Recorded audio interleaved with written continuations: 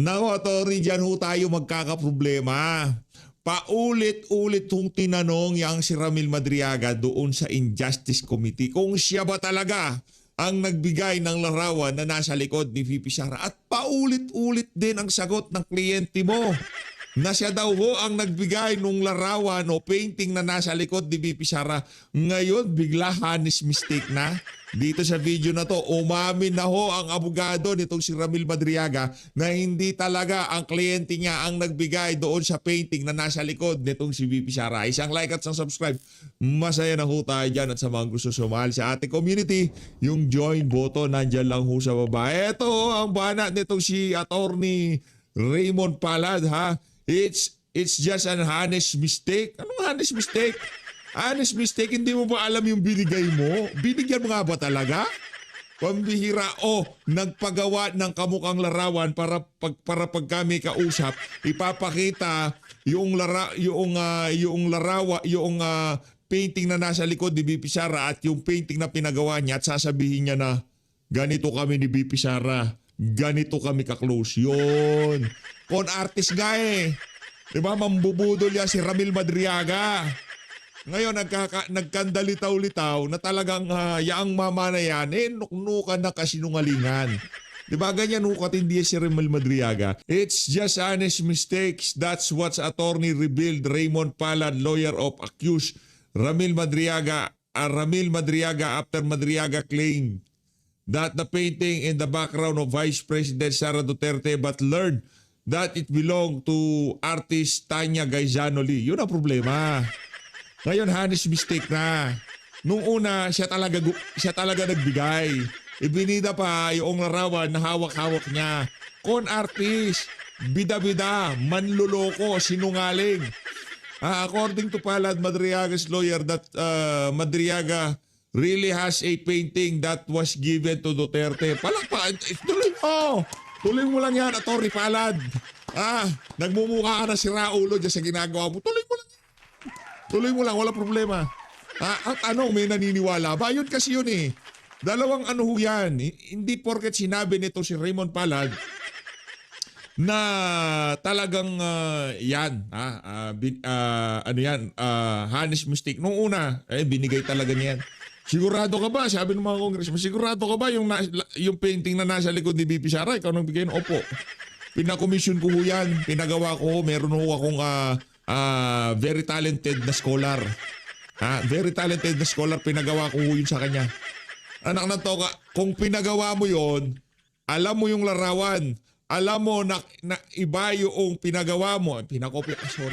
Umamin na nga ho pala itong si Madriaga. Meron ho dito eh. Teka lang, hanapin ko ho mga kababayan. Teka lang. Umamin na ho eh. Pagkatapos bumanat ng ganyan itong si Attorney Raymond Palad, ito na naman ho mga kababayan. Ito kasi yan. Ito paiba-iba kasi statement itong mga ungas na to eh. Pinagawa na sa scholar tapos ngayon naman ito naman ang script po nila. Ito kumakalat ngayon sa social media. Nag-share si VP Sara ng photo kay Ramil Madriaga. Ang sabi niya, make this an inspiration. Pinagaya niya yung painting. Palakpakan! Si VP Sara na naman. Anak na to ka. Ako, halimbawa, meron akong painting dito at napakagandang painting nito.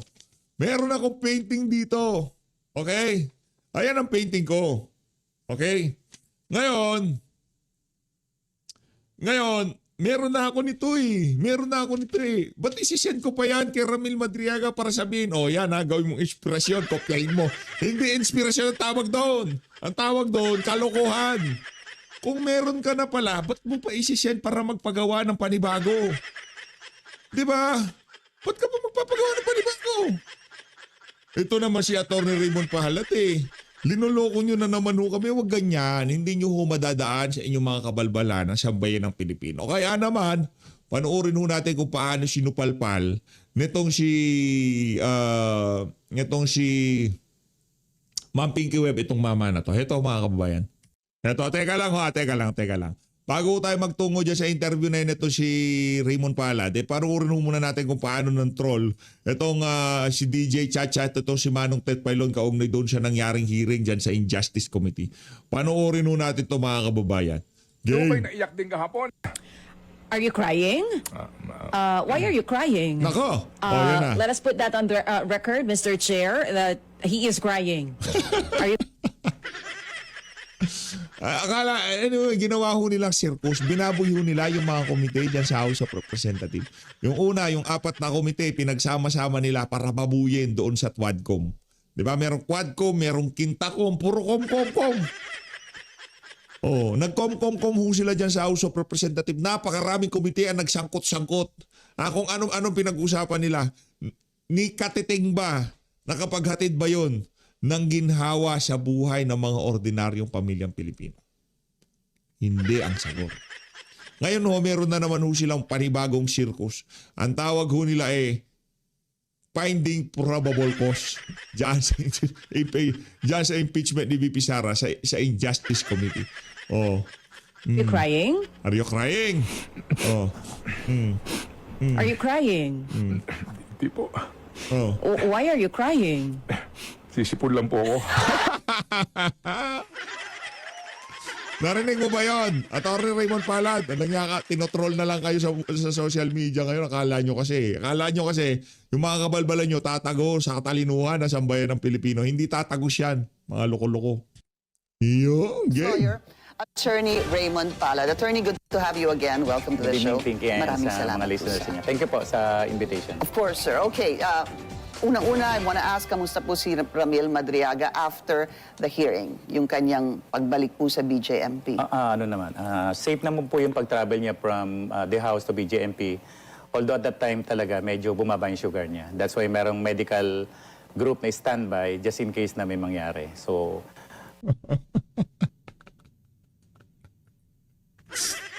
grabe naman yan, Atty. Raymond. Alam mo, magugurya si Madriaga sa kalagitnaan ng hearing. Wala nang magiging problema. Anak ng Pedro ng Garapata, perwisyo yung kliyente mo na yan. Meron pinerwisyo yung tao yan, kaya nakakulong ngayong mga panahon na to. Ngayon, kung meron mang mangyari dyan, bahala sa buhay niya, anak ng toko. hindi kumain ng breakfast, hindi kumain ng lunch. So, nung Ba't di mo pinakain?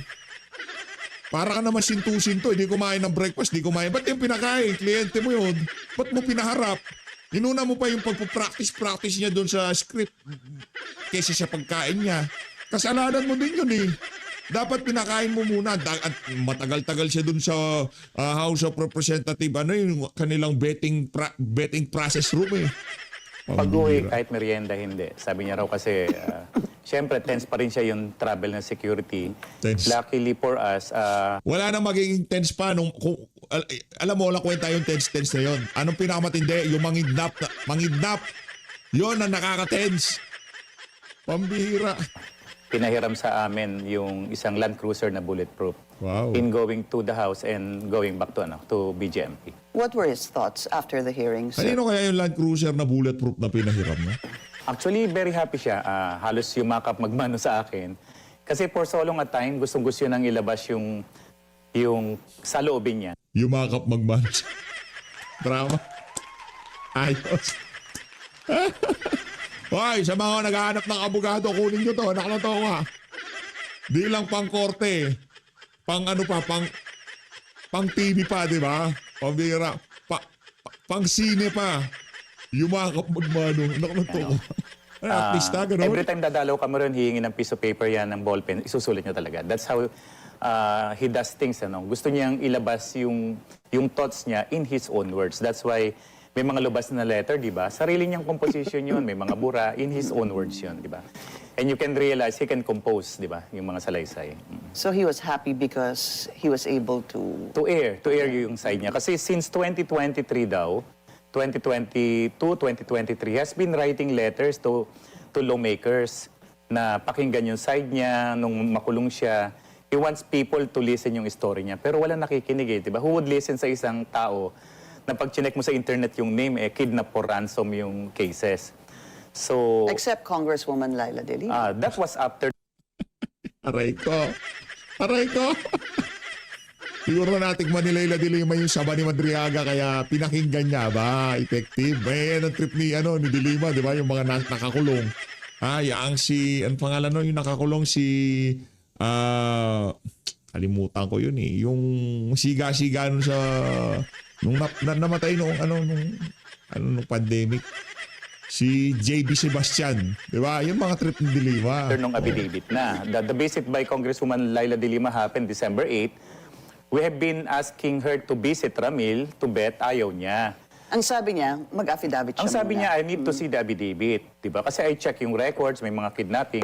Sabi ko, we'll do the affidavit, we'll prepare it. Once notarized nung November 29, I gave her a copy.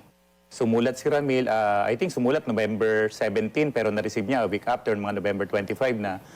Then, nag-decide si Congresswoman de Lima to visit Ramil in our presence. Yeah. Which she had actually narrated during the House Justice Committee That's the first and hearing. last time na nag-visit siya. Yeah, isang beses nga lang din daw. Did he make mention of how he felt doon sa pagtatanong o yung clarificatory questions ng mga mababatas? Yung the way it was asked of him kay Ramil. Hindi. If you will notice, during the almost 4 hours na yon, sa lahat ng question, never siyang lumingon sa akin para maghingi ng assistance. Ako yung kumakalabit, ang purpose ko nun, mag-break naman tayo. Bathroom break, water. Kasi nararamdaman ko yung boses worried ako baka mamaya, mag-collapse na lang. Collapse siya naman to ko. Mag-collapse di mag-collapse siya dyan. Ano naman to, puro kasinungalingan naman sinasabi niya. Kung mag-collapse siya, kung sino ba kayo dyan sa mama na yan, ano kang Petrang Karapatan, mag-collapse siya doon, additional. Umiyak na nga, ano ba naman kung mag-collapse siya, di ba? Walang problema doon. Dapat binulungan mo, kunyari mag-collapse ka para talagang ganap na ganap yung pag-ano mo, di ba? Ayaw mag-lunch, ayaw mag-merienda. O baka addict din, di ba? Baka matigas ang pa nga, kaya ayaw kumain. Ay, hindi na hulingid sa kaalaman, nakaramihan. O, balik na naman ang illegal na droga sa loob at labas ng kulungan. O baka ayaw kumain, ayaw magmerienda, baka matigas ang pa nga, baka di ko sinasabing addict siya. Kasi kung normal ka, anak ng toka, di ka pa nagapunan, di ka pa nag-almusal, di ka nagtanghalian, di ka nagmerienda, hindi ka gutom. Ano klaseng bito ka meron ka? Tapos yung sobrang tense, sobrang lahat ng camera nakatutok sa'yo, hindi ka man lamang kakain kahit isang tinapay. Isa lang ibig sabihin yan, anak ng toka, kargado ka. Kung sakali, hindi ko sinasabing kargado si ano.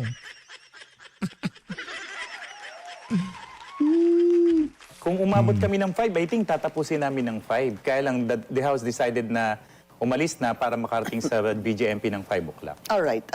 Yung majority, of course, from about maybe 10:30 to about 3:30, it was really about Ramil Madriaga. Yes. Because there was a supplemental affidavit. Okay. Mahaba po yun. Mahaba Meron yan. pong unang affidavit noong November 29, if I'm not Correct. mistaken. And then a supplemental affidavit dated April 11, 2026. 2026. Attorney, why was there a need to do a supplemental affidavit? Bakit ho hindi na sinabi lahat noong November 29? That's the same affidavit that he forwarded or submitted rather to the Office of the Yung Ombudsman for investigation. Yung first affidavit was prepared. We started interviewing him mga October 14. Continuous yan. From October 14, yung first visit ng kasama ko si Attorney Te.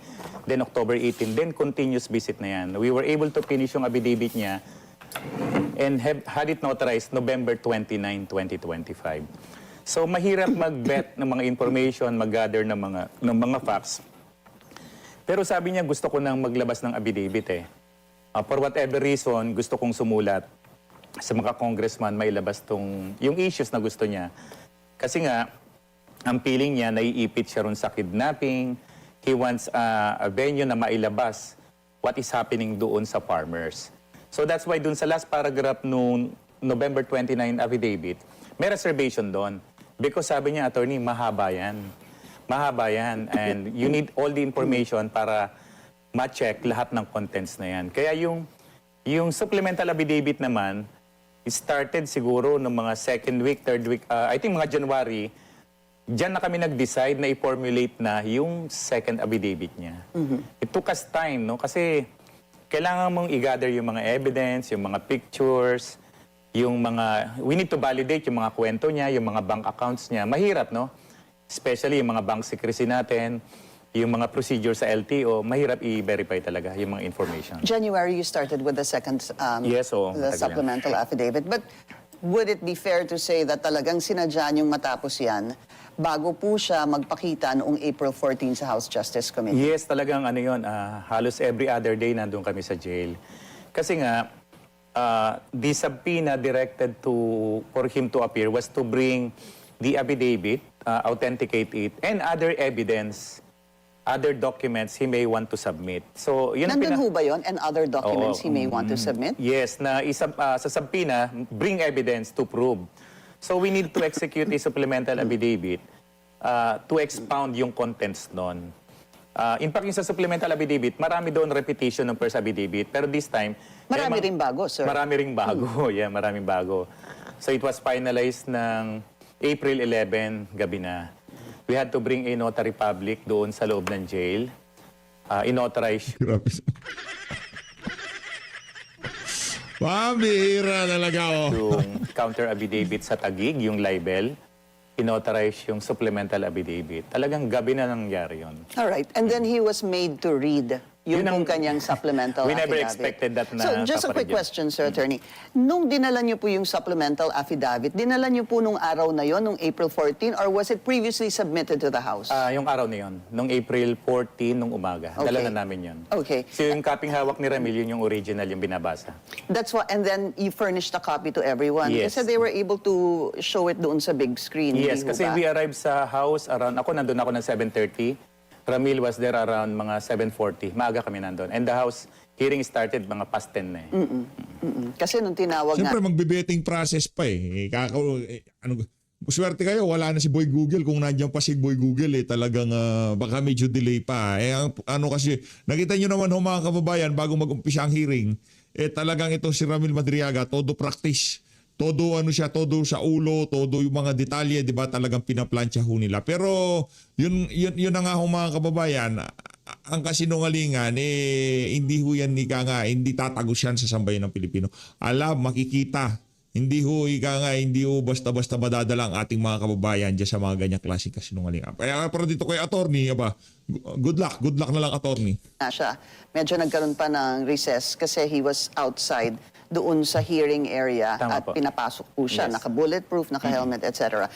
Okay, let's go to the meat of the supplemental affidavit. Nung binasa niya po ito, there were at least 2 instances na naiyak siya. Ano ho ba nangyari doon? Bakit siya I think that naiyak? that pertains to paragraph 46 when he was reading yung I cannot vote intelligently Yeah. kung hindi Kasi ano tatakbo si Sara Duterte. ang sabi niya sa akin alam mo yung effort, yung binuhos na Obses, oras. huya. time. Wala naman nagutos sa kanya. Si Raulo pala siya eh. Hindi naman siya inutusan, hindi naman siya, hindi naman siya, hindi naman siya sinabihan na, gawin mo to, gawin mo yan. Nag-volunteer ka eh. Si Raulo to. Yung dedication dun sa campaign. Then suddenly nag-decide si Mayor Sara din na mag-slide down sa BP. So what he did was nag-zoom call sila, nag-i-screenshot siya para proof dun sa member ng ISIP na talagang may decision to slide down si BP Sara. Yung part na yun nung binabasa niya, doon siya medyo gumaraglag yung boses. Nag-worry kami noon, tas yung nag-interrupt na yung Nag-worry siya. Kung iyak lang, mag-worry ka. Anak ng tama. Para huwag ka mag-worry, para hindi ka nagmumukasinto-sinto, attorney. Pag sabihin mo sa kliyente mo, wag iyakin. Anak ng toko, ang bigat ng kaso kinakarap niya, kidnapping dun sa mga salitang sinabi niya, mag-worry ka. house na Hanggang dyan ba naman sa interview mo kay Pinky World, dadrama ka pa? kung okay lang siya. Tapos maya-maya nung tumalikod, Kidnapping, Brad, ang kaso ng kliyente mo. Nagbasa lang siya ng ilang salita, umiyak, nag-worry ka. O, paano natin si Atty. Raymond Palad? Pambira. Brad, para saan yan? ako, naiyak na. Ang akala ko nun talaga masama yung pakiramdam. Then he was made to repeat that. Ba't di mo pa inuwi sa inyo kung masama pakiramdam? Maya-maya nakakompose na rin siya. And there was a second instance na iyak na naman siya. Yeah, pertaining pa rin doon sa paragraph. Sabi ko, bakit? Sabi niya, naalala ko lang, parang sakit.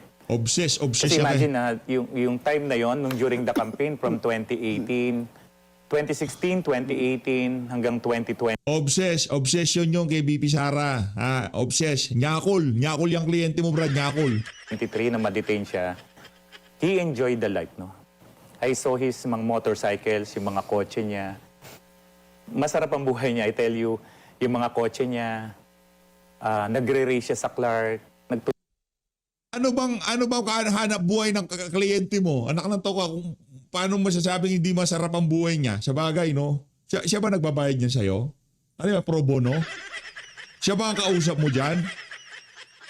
Sa kaso niya, sa paghawak mo sa kaso niya, ano bang hinahawakan mo? Yung kaso niyang kidnapping o yung pagharap niya lang dyan sa Senado, dyan sa House of Representatives? Ako, Torny, lilito na ako Tuturo sa'yo. siya ng racing sa mga artista. Nakita ko yung mga pictures. He enjoyed the life. Kasama niya anak, nagre-racing. Suddenly, nakita niya yung sarili niya sa isang seldang madilim, under threat. Hindi si Sabihin mo, yung mayor siya kinaharap na kasong kidnapping, Brad. Hindi siya nakulong dahil sa pagsuporta niya sa mga Duterte. Hindi siya nakulong dahil sa isip-isip, visit na yan. Nakulong siya, Brad, dahil meron siya kinakaharap na kasong kidnapping.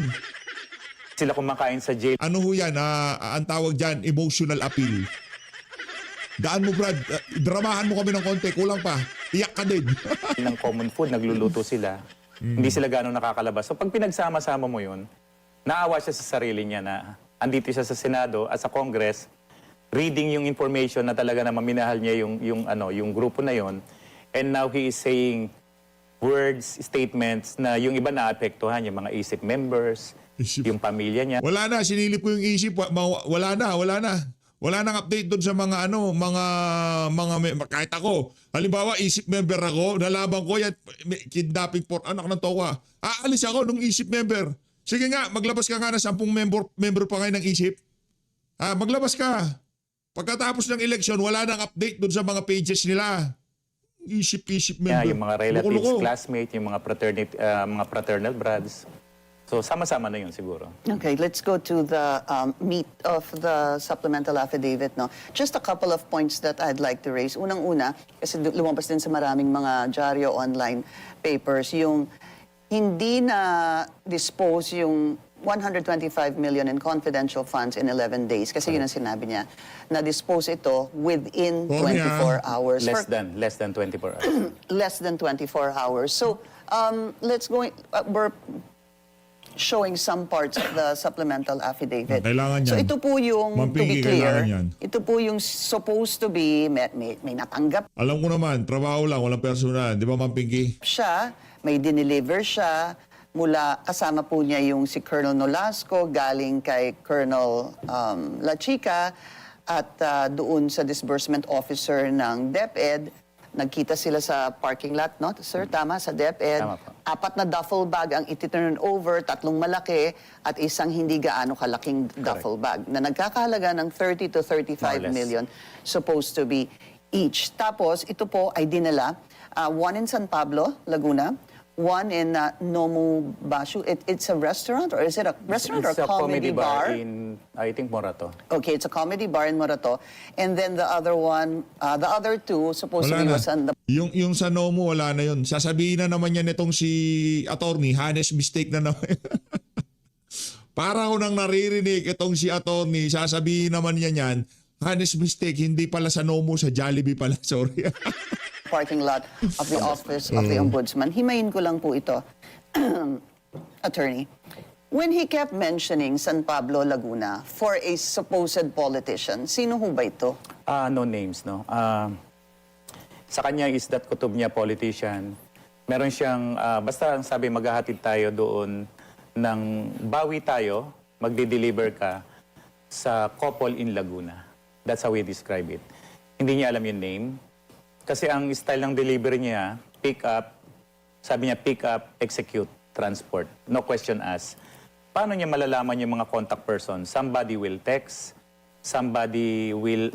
let's say, mga asterisk, keywords, and then there will be calls. So during the travel to San Pablo, Laguna, somebody called, change location. So napunta sila sa Cabuyao, Laguna. So I think 2 vehicles yun, if I'm not mistaken, nagpark sa gilid ng highway. Sabi ko nga, nag-interview kami, paano nalaman nung kausap nyo na kayo na yan? From time to time, nagtatawagan, konti pa, andar pa. Saka yung kasama nila ng isang sasakyan, yung may van na Champura Duterte. So alam nung nag-aantay na sila na yon. So pag-park, may lumapit na, hindi naman siya bumaba, may kumuha ng pera. And where exactly was this? Ang description niya is inside or near the industrial park, and doon sa area ang pinagparkingan niya, natatanaw niya yung isang membership store, yung SNR. Yeah, that's right. Okay, so yun yung isang Yun duffel yung isa, bag. yan. Yung pangalawa, yung sa supposed to be comedy bar, wherein in his affidavit, sinabi niya na umakyat siya, tapos pagbaba niya, allegedly, si Attorney Kilala was there and nodded. Parang, Ang description niya is that in detail kasi hindi natanong. Bawal yung probing question is that pagpasok niya ng Nomo Bar, nakita niya nakaupo, tapos may mga kasama, and then, sino po si Attorney Kilala? kilala ba yun? Yung nasa affidavit? I forgot, Yes. kasi wala akong copy. And then, parang ngumuso lang na ganon. And then, si Arman, yung nagbubuhat ng duffel bag, nakasunod siya kasi may baril siya. Pagpanik dun sa stairs, nasa kakalahati pa lang si Ramil, may sumalubong na, kinuha na yung duffel bag. Pagbaba, tanguan na lang, alis na. Okay. And may kasama siya ron. Meron siyang kasamang driver na nag-street parking lang, no? Nag-parking lang sa labas. Tapos meron din siyang kasama na nagbubuhat. Hindi naman siya pwede mag-deliver lang ng walang backup eh. Diba? After all, it's, as he claims, 30 to 35 malaking pera million yun eh, di ba? pesos. And then there were two duffel bags, yung isang malaki at isang medyo maliit, mas The next maliit. day, the next day po yun. Kaya nga, less than 24 hours ang sabi niya. Doon sa parking lot ng, Yeah, ng ombudsman. the context there, sir. Please go ahead. Well, meron daw isang parking, merong isang area sa parking ng ombudsman kung saan sila nagpark. Beside dun sa mga area kung saan ino-auction yung mga vehicle sa ombudsman. That's how we describe it. Nagpark doon. Pero bago siya dumating doon, may tinawagan siya kung nandyan sa office si Attorney Kilala. And nung sinabing nandoon, pumasok na sila, iniwan yung kotse, nilapag yung susi sa left side ng gulong sa harap, naglakad. And habang naglalakad, tinatanaw-tanaw niya kung sino yung lalapit. And nakita niya may kumuha na, nag-pull out na sila, bumalik sa kotse niya, going back to Cainta. All right, we need to take a very short break. We'll continue our Yan ang problema ng mga kababayan. Yung salita ni Madriaga, hindi naman pwede sabihin na, okay, totoo na kaagad yan. Majority ho sa mga sinabi niya, lahat to hindi na si VP Sara nga sumasagot. Yan sa nomo-nomo na yan. Ibig sabihin, kung mayroong problema doon sa testimonyas niya dyan sa nomo, kasi dungalingan yung sinabi niya na nag-deliver siya sa nomo. Kasi yung asawa nung owner ng nomo, pinisinungalingan. Noong December 2022, sinabi nag-deliver, di ba? Pinakita ho niya yung conversation, yung event doon sa lugar na yon at kung nagpunta nga ba doon si Ramil Madriaga. Nagkalitaw-litaw ho mga kababayan, inarkila ho pala yung nomo doon sa partikular na araw na yon, ilinabas niya mga larawan, wala hong lumabas na attorney kilala o attorney kung sino man ang binabanggit itong si Ramil Madriaga. Okay? Yun pa lang kung sinabi nila hindi nagpunta si Ramil Madriaga dito kasi nungalingan. Kumbaga, ginamit lang na basihan nito si Ramil Madriaga yung larawan o yung may dala-dala silang antag dito yung para certificate o siya nomo daw yung kaya ayan nagpupunta kami ng nomo kaya ayan tong larawan diyan na kami nagpunta, diyan kami nagpapalitan ng pera. Kaso ang problema, pinasinungalingan nung may-ari ng nomo yung mga kasinungalingan na yon nitong si Ramil Madriaga. And then of course, meron po yung funding from ISIP. Ang sinabi po niya galing sa supporters ni FPRRD, including formerly Officer Lin Weijong, si Maestro Lim, Maestrado, yeah. Maestrado Lim and Michael Yang. And then another point that he mentioned was that magkakilala sila ni VP Sara. But the Vice President was saying, I don't know him personally, hindi ko siya kilala personally, not even professionally. All right. Puntahan po natin yung mga annexes na lumabas. So there was a photo of a Zoom meeting. There was a video nung nagpalitan po sila ng flags. Was that in Matnog, sir, Matnog. And there was a happy birthday. I'll just, ito pong muna. Ito pong Zoom meeting na to, medyo naging controversial ngayong araw na ito dahil yung painting behind the VP. Yeah. Let's stick to the Zoom meeting if we can pause that. Ramil Madriaga had claimed na yan yung inirigalo niya. Yeah. Supposed to be kay VP Sara. Pero may lumabas pong balita na yung artist was saying that that's not true. Hindi ho ba? Kasi sabi niya, ata pinagawa ko pa yan sa, tama ba? Laguna ba? No, si Ramil was saying nagawa ng scholar niya sa Laguna. Exactly. And then the artist was saying, that Gawa is, ko yan. aking gawa yan. Was he lying? Or what happened there? If the artist already came out and said that did not come from Ramil Madriaga? Well, narinig ko yan after nung house, no? May nag-post sa Instagram, then sa Twitter. Then we check kay Ramil, no? He's not lying, no? Sa Zoom meeting na yun, Yan na naman eh. Why, hindi na naman siya nagsisinungaling. Umamin ka na nga eh. Honest mistake na naman eh. Oh.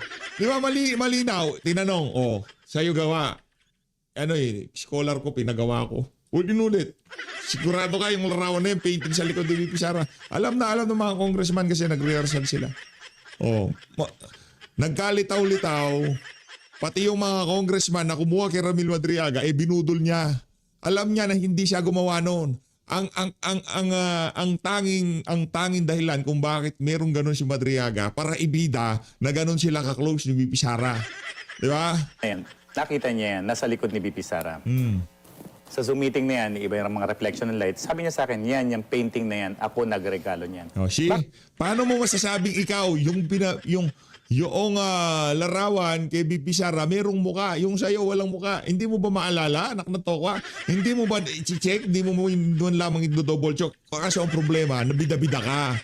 Nasabi mo na siguro sa mga kausap mo, ngayon hindi ka na maka-trash. Bakit niya sinabi yun? Because nagregalo siya ng ganong painting kay BP Sara. He asked the scholars yung marunong mag-drawing sa Laguna na mag-drawing, gumawa ng ganon. Paano nangyari yon?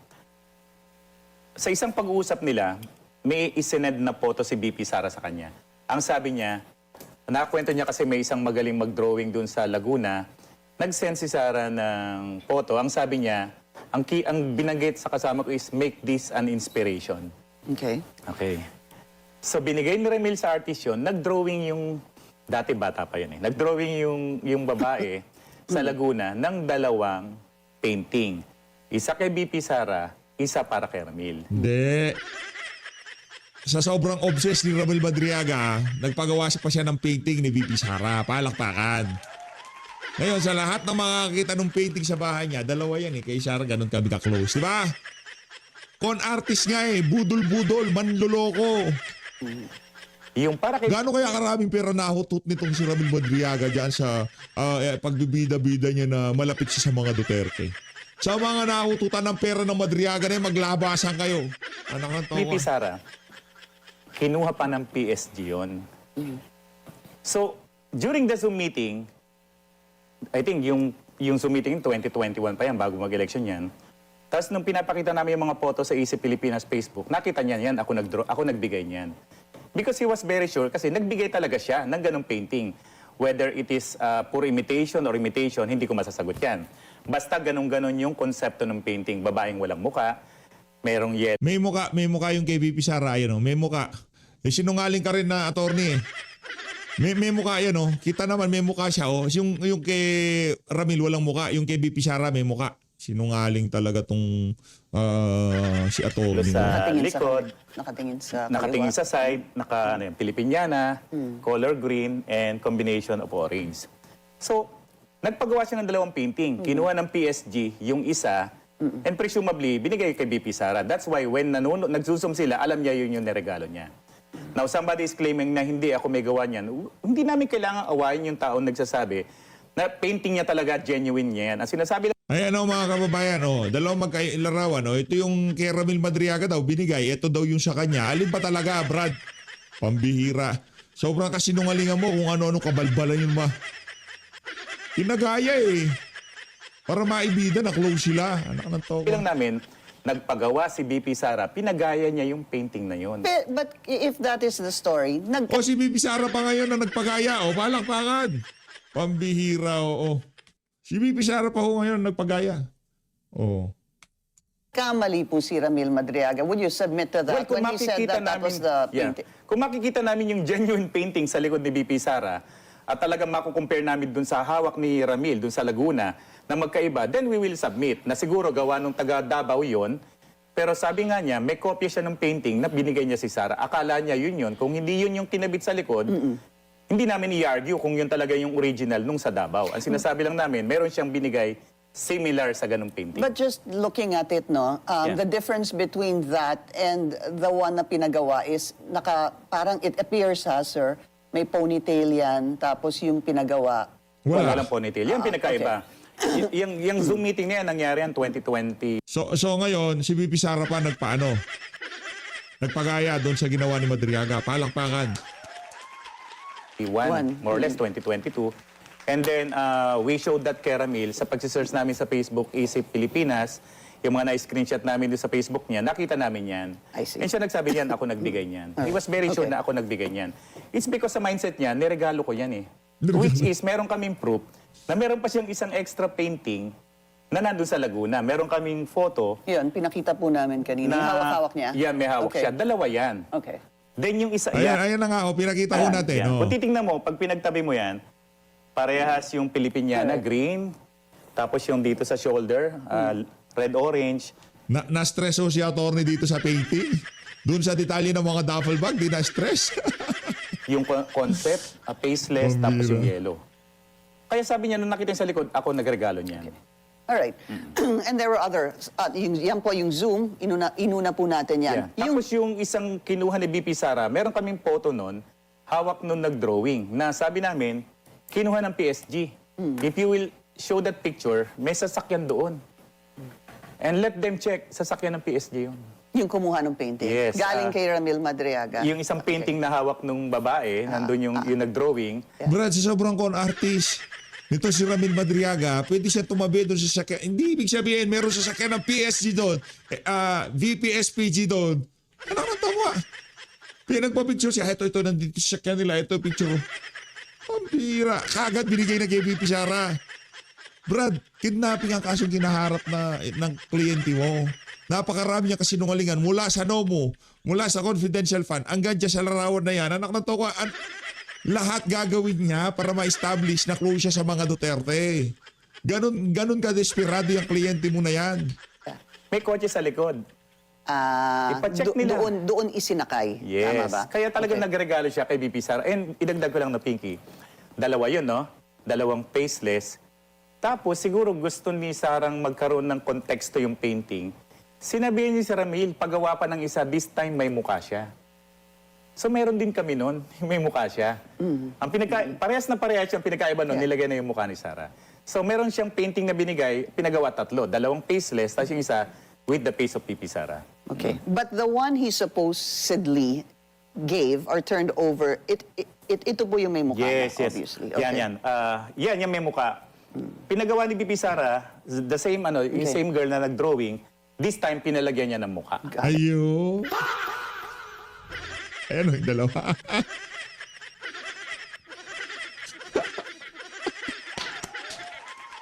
Ayun yung sasakyan sa likod. Check nila, PSG yan. Yan po yung sinasabi ninyo. All right. PSG. Sir, I just need Yeah. to move on. No? I don't have a lot of Yes, time. Yung video that's supposed to be nagkaroon ng palitan ng flag Sa in Matnog. I spoke to Attorney Paulo Duterte noong isang araw po. And he gave context to that. In short, basically, then Mayor Sara was going around and she found out that there was some campaign sortie in Matnog. Nakita ata niya, tinawagan daw supposed to be si Attorney Kilala at sinabing because tradition daw yung pag-hand over ng flag. Tinanong daw niya si Attorney Kilala kung kanino niya dapat i-turn over ang flag. At ang sinabi si Ramil Madriaga, hence nandun yung Sir Ramil, what do you say to that, sir? Well, hindi ko malaman kung kinausap ni Attorney Paulo si BP Sara or si Attorney Kilala. The best person kung sino mag-explain ng context na yan, dapat si BP Sara. Ang problema, nagtatago siya dun sa mga lawyers niya eh. Hindi niya kailangan sagutin yung criminal, yung mama na merong kinakaharap na kidnapping na kaso. Mostly press con, press release, na natural lang yan. Ba't hindi siya mag-appear sa House at Uy, ipaliwanag yung context? Ang side Wow, congressman na rin itong yung script nitong si Joel Chua. Ang tawag dito nitong si Joel Chua, nitong si Jinky Luistro. Script na rin ho ngayon nitong si Attorney Raymond Palakpakan. namin ganito yung nangyari. Agreed, sa lubong yun sa Matnog. Si Ramil nandun sa kanyang sasakyan, nagpapahinga.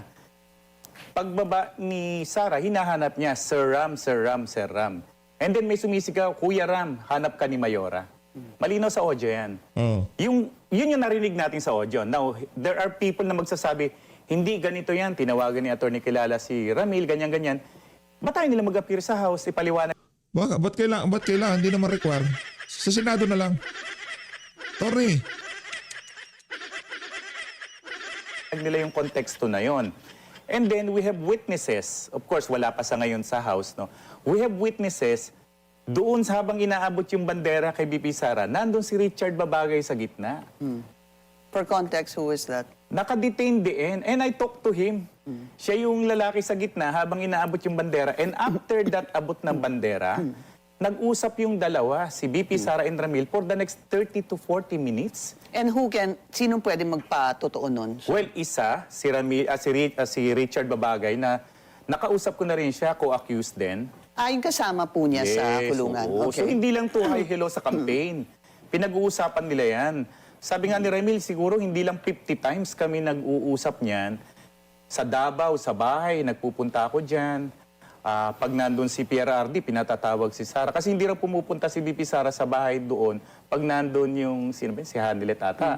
So sabi niya, bahala siya mag-deny. Basta ako, we have testimonies, living witnesses who can prove na magkakilala talaga yung dalawa. And that, yung kasama po niya sa kulungan ay patotohanan po yun. Yes, nakausap ko na siya. Actually, yun po yung gusto kong malaman Because apart from the annexes, which are photos, videos, Yeah. a plaque, thank you, appreciation for showing up during the inauguration of Vice Correct. President Sara Duterte.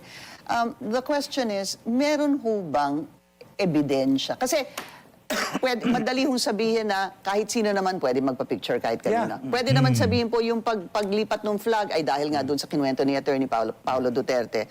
Pwede naman po yung Zoom ay talagang nagpasalamat lang si VP Sara. I mean, let's look into the realm of possibilities. Meron ho bang ebidensya pa na magpapatunay doon sa mga isiniwalat ni Ramil Madriaga? Meron pa At siguro. tatanungin ko na po kayo, nasan ho ba yung mga cellphone? Yung tatlong cellphone? Yung phone is nasa custody ng court. We have filed a motion to release. There is a motion from the other party to have it forensically examined. Still pending, may hearing kami tomorrow. So we want that open talaga. Are you confident na safe, buo pa, intact pa, kung ano man yung laman? Yes, I think so. Kasi ano yan nasa custody ng court yan, merong evidence custodian yan, and I don't think na itatamper nila yan or i-open nila yan without court order. And how many phones are we talking about? 3? Tatlo po. Yo. Eh, Pag lumabas yung mga phone na yan, kumpiyansa ho tayo na walang makikita dyan. Kumpiyansa ho tayo na yaang mga cellphone na yan, yaan pa ang magpapatotoo na sinungaling yung kliyente nitong si Attorney Raymond Palada. So always, maraming salamat po sa pagsuporta sa PH Update. Hindi na ko natatapusin ang interview na yan nitong si Raymond Palada dito kay Ma'am Pinky Web dahil kita nyo naman ho mga kababayan, tunog congressman na ho siya. Sa tingin natin, isa ho yan sa mga nakikipag group effort diyan sa House of Representatives para ika nga yung collaboration nila, yung flow ng magiging pagbira kay VP Sara ay talagang well orchestrated. O ba't di siya umarap sa House of Representatives? Sino ka? Si Joel Chua? Lamya ka. So, Liz, mag-congressman ka muna, Brad. Salamat po sa pagsuporta sa PH Update. Mag-ingat po kayo lahat. Mahal natin Pilipinas.